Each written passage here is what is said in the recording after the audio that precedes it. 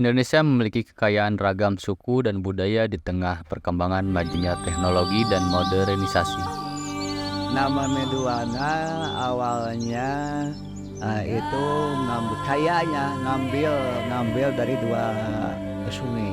Yang di bawah itu jadi yang satu sebelah hilir dan yang satu lagi sebelah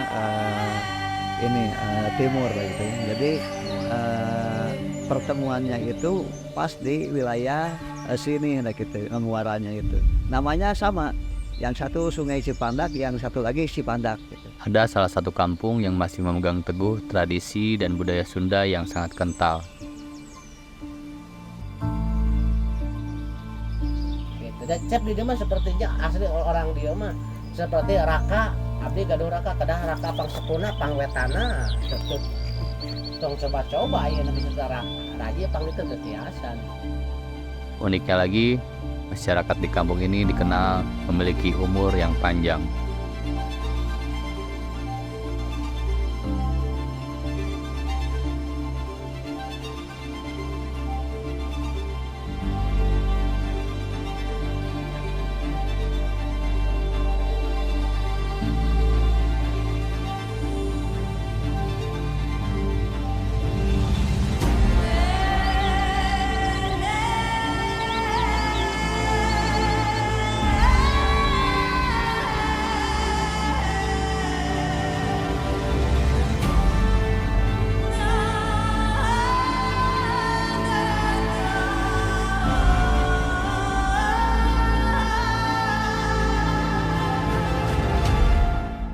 Hari Senin, Selasa, dan Jumat tidak boleh menggiling padi ataupun tumpuk padi.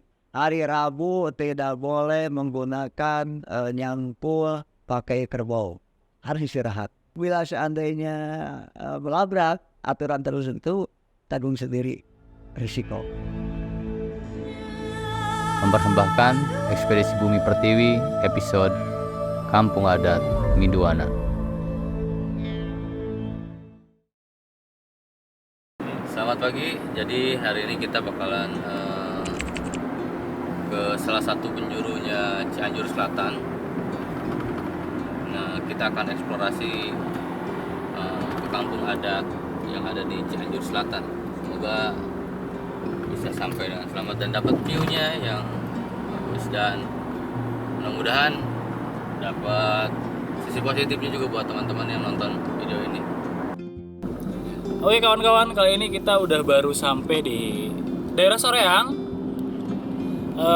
Nanti jalurnya dari Soreang ke arah Ciwidey.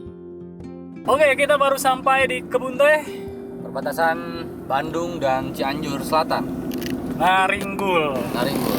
Kurang lebih berapa? Setengah jam lagi. Kita akan menuju kayaknya apa ya?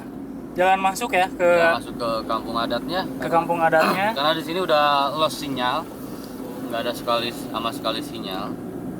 Jadi mungkin ke dalam mungkin kita matiin HP. Jadi buat teman-teman jangan harap di sini nanti bisa main HP scroll sosmed ya, karena sinyalnya aja hilang gitu loh. Sinyalnya hilang, udah hilang banget. Iya. Gak bisa komunikasi gitu.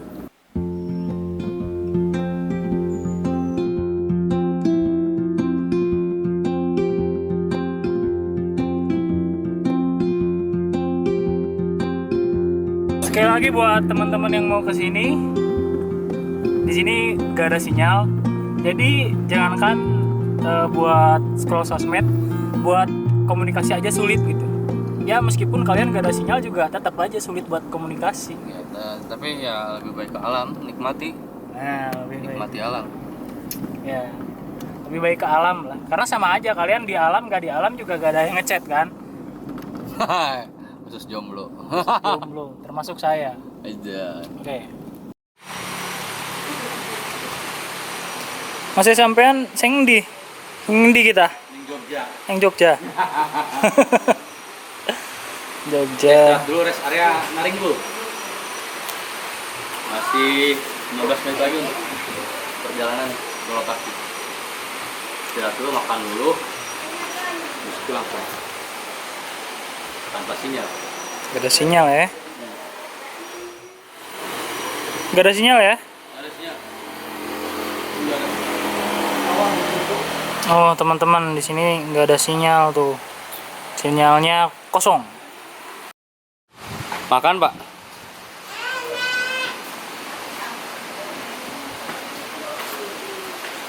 Jadi perjalanan masih panjang ya.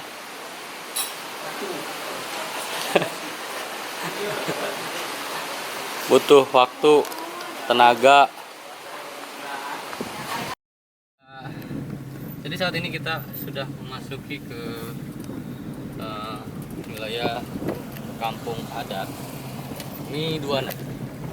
Jadi diperkirakan dari Plang kampung adat Miduana sekitar 6 menit menuju ke Balai Gede.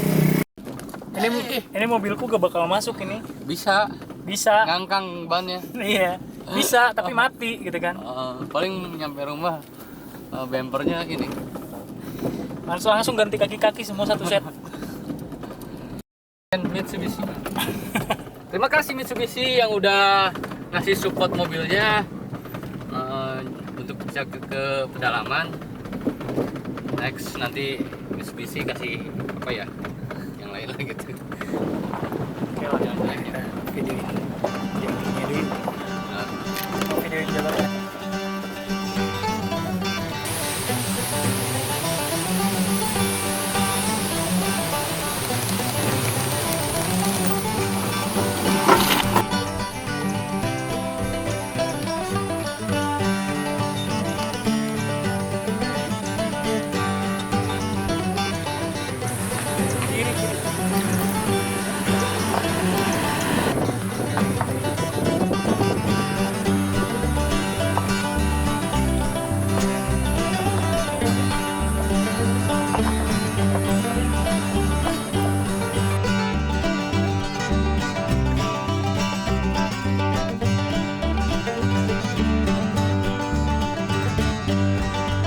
Assalamualaikum warahmatullahi wabarakatuh teman-teman. Jadi hari ini kita sudah sampai di kampung adat Miduana, tepatnya di Balai Ageng. Balai Ageng. Ini di belakangnya posisinya dan view-nya memang juara banget, dapet banget kayak di Bali. Terasering-nya ya, Sawahnya sawahnya. sawahnya sama. Terus ada yang bagus juga. Ini ada dapat view kayaknya buat foto-foto bagus. Dan posisi di sebelah sana tuh ada posisi arcanya, peninggalan dari zaman Prabu Siliwangi kayaknya. Mungkin ya, karena mungkin kita cari tahu lagi nanti informasinya. Dan kampung adatnya ada sebelah sana, sebelah kiri kita di sana teman-teman. Jadi akses ke sana itu bisa menggunakan ojek ataupun jalan kaki sejauh 2 km. Dan satu kendaraan itu dibiayai tarif atau enggak ya untuk ganti bensin sebesar Rp70.000 dan masuk ke kampung adatnya itu sebesar Rp10.000. Sama dengan arca yang di belakang itu sebesar Rp10.000 juga. Dan biaya transportasi untuk ojek masyarakat umum itu sebesar Rp40.000. Kenapa? Sebenarnya ini bukan tarif patokan harga yang ditarik oleh kampung adat ini sendiri. Namun ya setidaknya kita bisa membantu perekonomian warga yang ada di kampung adat ini, gitu. Karena memang penghasilan mereka selain ini yaitu adalah bertani dan dari gula arennya sendiri. Menyadap nira ya. Menyadap aren. Ya, nira dari aren. Iya, nira dari aren. Nanti mungkin kita bakal ke sana eksplor lagi di sini, karena memang kegiatan di bawah mungkin ada yang ingin diekspos, ada juga yang enggak perlu diekspos. Kita lihat kegiatan hari ini, mungkin kalau memungkinkan hanya 1 hari ya kita padatkan sampai 1 hari, malam ini aja dan pulang gitu. Kalau misalkan timingnya harus sampai besok, mungkin kita nge-camp di sini. Nge-camp ya di sini, sekitar sini. Biar pas Karena kita basicnya adalah ngecamp, naik gunung. Camper ya. Iya. Campinger sejati. Campers. Campers. Aya. Kemarin ge di Kemenkes teh jadi basasi. Dalam jalmi ada basasi penelitian. Penelitian anu Namanya anak-anak di 70 tahun ke luhur. 70 tahun kan. Terus aya nu anak bisa 80 ke luhur aya.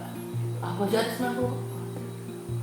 Ayo nu di atas 100 berapa orang? Di atas 100 mah aya bajal ini gitu. Udah jangan Kemarin pupus kedua. Kira kemarin pupus main terus kemarin siapa dia 125 pupus langsung saksikan. terus ya Kapungkur. Ke belakang. Ya gitu. Setelah dari Bumi Agung, kami langsung menuju Kampung Miduana. Tujuannya bertemu dengan Abah Yayat untuk dapat penjelasan tentang sejarah kampung adat Miduana. Oh ya, Abah Yayat merupakan tokoh masyarakat yang berada di kampung adat Miduana itu sendiri. Sekarang Bapak siapa? Abah Yayat. Abah Yayat. Umur sekarang 5, kelahiran tahun 65. 58. Asli dari Miduana. Iya. Desa Baligede, Kecamatan Naringu, Kabupaten Cianjur. Nama Miduana awalnya itu memang sejak dulu mulai dari kakek, buyut dan bawa juga itu udah namanya udah lama itu. Itu kayaknya ngambil dari 2 sungai. Sungai, iya. Oh, sungai Yang di bawah itu, jadi yang satu sebelah hilir dan yang satu lagi sebelah timur lah gitu ya. Jadi pertemuannya itu pas di wilayah sini lah gitu, muaranya itu. Namanya sama. Yang satu Sungai Cipandak, yang satu lagi Cipandak gitu. Oh, sama. Sama itu namanya itu. Itu muara di sini dan menuju ke selatan juga sampai muaranya tetap masih Cipandak. Cipandak. Iya.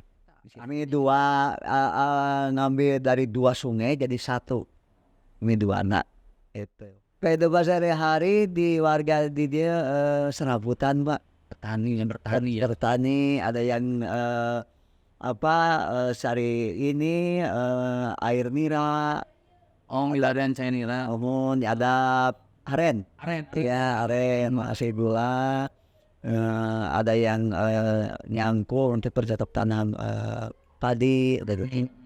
Padi di sini kalau dulu semua itu kakek ani yang 6 bulan 7 bulan itu kayak dulu.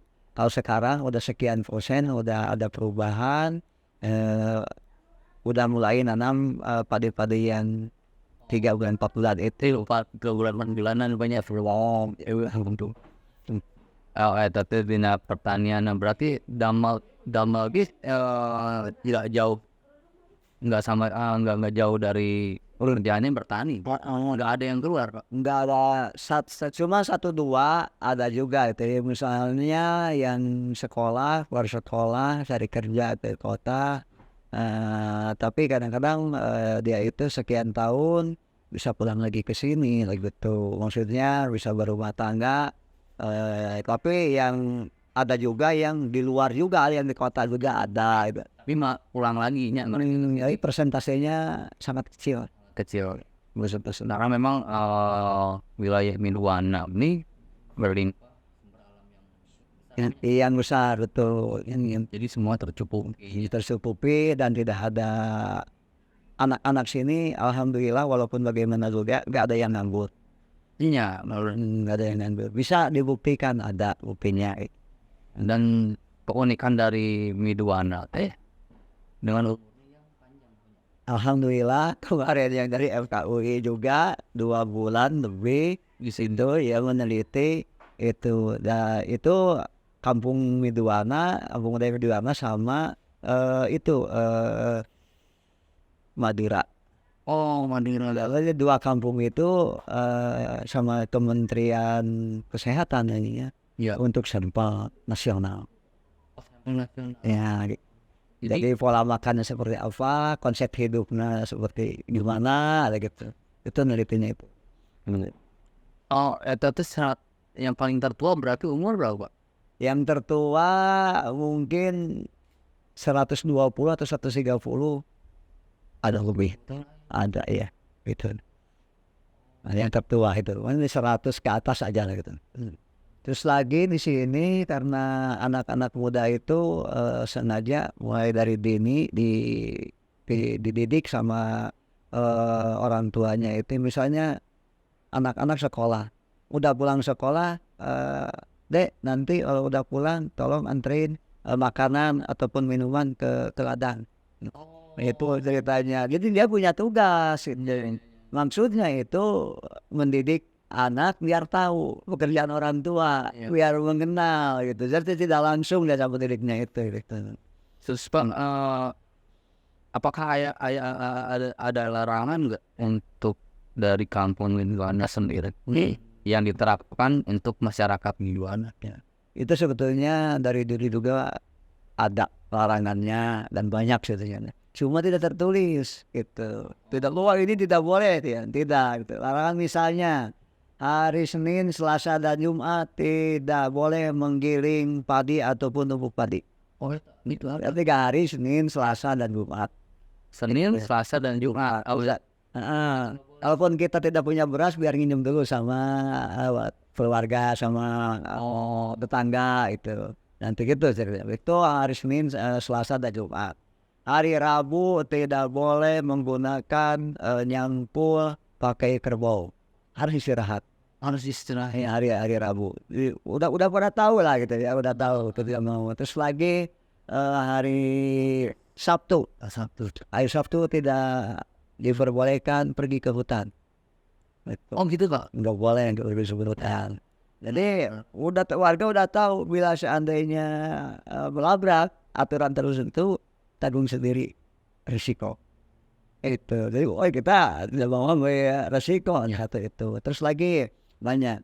Ketika kita nanam padi biasa sama padi ketan, itu jangan dicampurkan. Jangan disatukan, maksudnya dengan padi biasa dan ketan gitu. Dan lagi apalagi nanam ketan itu misalnya di atas terus padi biasa di bawah gitu. Udah itu kena aturannya gitu. Oh, kena aturannya itu kena. Jadi gini lah, jangankan di kampung budayanya titiknya gitu ya, di sini juga di luar tetap pasti dipakai. Masih dipakai, itu kuat gitu ya. Nggak tahu karena mungkin kita ada tata krama dengan alamnya seperti apa, tata krama dengan tumbuh-tumbuhannya kita seperti apa, terus lagi tata krama dengan kita hewan seperti apa, apalagi kita tata krama makhluk dengan holiknya gitu. Jadi banyak gitu. Masih dipegang Bro. Berarti warisannya itu memang benar-benar dipegalkan Bu. Nih, misalnya musik utama masyarakat dan yang ininya gitu, yang khususnya di kampung Linduana. Terus dan segi makanan juga di kampung Linduana itu nggak banyaknya dilalap nih gitu. Iya, jadi seimbang makannya. Jauh dari bahan-bahan kimia lah itu yang. Oh ya, berarti rahasia panjang umur itu berarti makanannya satu itu teratur, makanan teratur, terus lagi kita tepat waktu gitu. Misalnya 1 hari 3 kali gitu. Misalnya pagi 4:30 atau jam 6 kita udah makan. Iya pagi, makanya kalau berpuasa ya minum sedikit lah aja gitu, nggak udah kebiasaan. Itu pertama itu minum air dulu 1 gelas, udah itu makan sarapan. Karena apa? Bentengnya itu badan itu adalah nasi. Iya. Itu. Jadi jangan keduluan sama kopi atau bala ataupun makanan-makanan yang gitu. Jadi kita tetap harus nasi dulu yang masuk. Ya, baru kita makan yang lain-lainnya gitu. Daripada itu. Terus siang, sore. Sore jangan terlalu malam gitu. Karena kalau kita malam nanti kita makan itu tidak bergerak. Nah, kalau tidak bergerak nanti akan keluar lagi lemak atau macam penyakit apalah yang sekarang itu kayak macam diabetes macam itu tidak bergerak gitu. Itu yang terus lagi ketika makan orang sini jangan sekali-kali sambil berjalan. karena kita lambung lagi bergerak, ditambah lagi kita bergerak lagi, itu juga salah satu untuk itu menunjang juga itu. Jadi kita duduklah dengan baik, kita lakukan banyak lah gitu aturan-aturan yang harus diketahui sama anak-anak generasi untuk kedepannya itu. Betul.